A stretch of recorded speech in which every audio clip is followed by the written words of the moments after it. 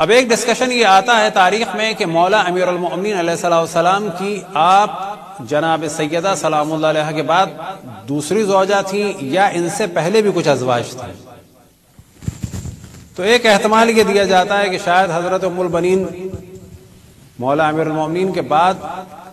جناب سیدہ سلام اللہ علیہ کے بعد مولا امیر المؤمنین کے عہد میں آئیں، لیکن یہ ذرا سا بعید لگتا ہے۔ وجہ یہ ہے کہ حضرت عباس علیہ السلام کی ولادت ہوئی ہے 26 ہجری میں،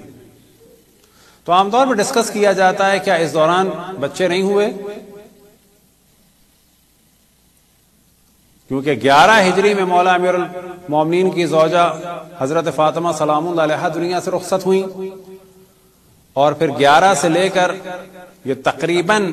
25 سال کے بعد حضرت عباس علیہ السلام کی ولادت ہوئی۔ تو یہ کیا رہا سلسلہ؟ معذرت تقریباً 15 سال کے بعد۔ تو جواب یہ ہے کہ یہاں پر ایک گفتگو ہے، اور وہ یہ کہ جو دوسری زوجہ تھی مولا امیر المومنین علیہ السلام کی، وہ امامہ تھی۔ رسول اللہ صلی اللہ علیہ وسلم کی جو ربائب تھیں ان میں سے ایک رقیہ تھی، اور جناب رقیہ کی بیٹی تھی امامہ، اور یہ امامہ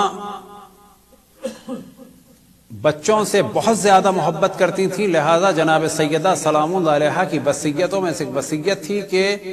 میرے بعد آپ امامہ سے شادی کیجیے۔ لہذا یہ احتمال بہت زیادہ قوی ہے کہ جو پہلی زوجہ تھی جناب سیدہ سلام اللہ علیہ کے بعد وہ جناب امامہ تھی، نہ کہ جناب حضرت فاطمہ کلابیہ۔ اور اسی طرح سے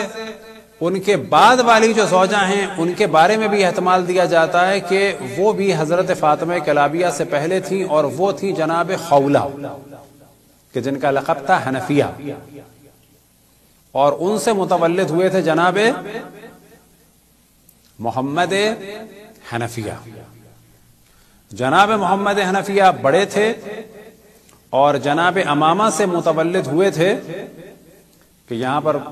بہت واضح سی بات ہے کہ محمد حنفیہ سے چھوٹے تھے، اور جناب امامہ سے پیدا ہوئے تھے جناب محمد اوسط، یعنی درمیانے اوسط، پھر ایک محمد اصغر بھی تھے۔ تو جو ترتیب احتمال دیا جا سکتا ہے وہ یہی تھی کہ جناب سیدہ سلام اللہ علیہ کے بعد جناب امامہ سلام اللہ علیہ سے شادی ہوئی، اور جناب امامہ کے بعد شاید جناب خولہ سے ہوئی، اور جناب خولہ کے بعد جناب حضرت فاطمہ کلابیہ سے، یعنی حضرت ام البنین سلام اللہ علیہ سے عقد مبارک ہوا مولا امیر المؤمنین اسد اللہ غالب لکل غالب علی ابن ابی طالب کا۔ صلوات پڑھیں بر محمد والے